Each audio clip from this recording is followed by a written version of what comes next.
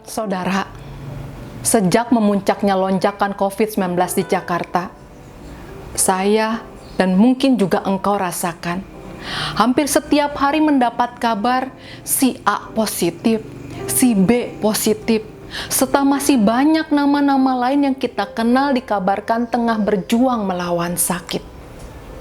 Tidak hanya itu, televisi dan media lainnya memberitakan keadaan yang membuat kita tahu bahwa saat ini adalah saat yang genting.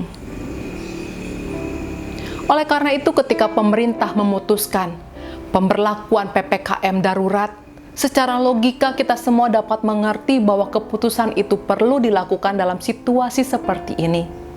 Akan tetapi kalau boleh jujur, PPKM darurat bukan hal yang mudah bagi semua orang, terutama karena dampaknya terhadap perekonomian kita.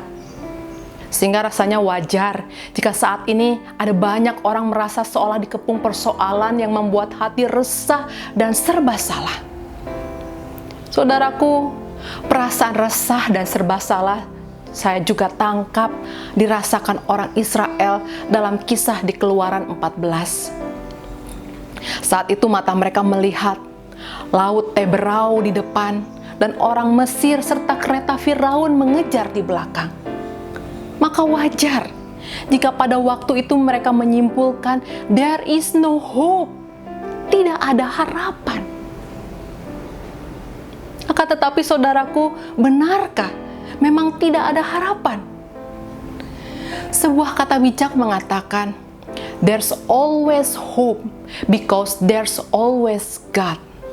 Dan memang perkataan itu benar adanya, sebab kemudian ada sebuah pesan yang meneguhkan Tuhan sampaikan lewat Musa. Ketika ia berkata, janganlah takut, berdirilah tegap dan lihatlah keselamatan dari Tuhan yang akan diberikannya hari ini kepadamu. Dan benar saudaraku, Allah bertindak begitu dahsyat bagi orang Israel. Dalam kehendak Tuhan, tiang awan yang memayungi orang Israel telah menggelapkan mata orang Mesir, dan tiang api yang menerangi orang Israel telah dipakai Tuhan untuk menyilaukan orang Mesir. Tidak hanya itu, Allah juga telah membelah lautan sehingga orang Israel dapat berjalan menyelamatkan diri mereka. Saudara, kesaksian pengalaman hidup orang Israel ini membuat saya mengamini perkataan, as long as we have God, we have hope. Untuk itu saudaraku, di tengah himpitan persoalan yang tengah engkau hadapi saat ini, jangan biarkan rasa takut dan khawatir yang berlomba menguasai pikiran membuat engkau kehilangan harapan.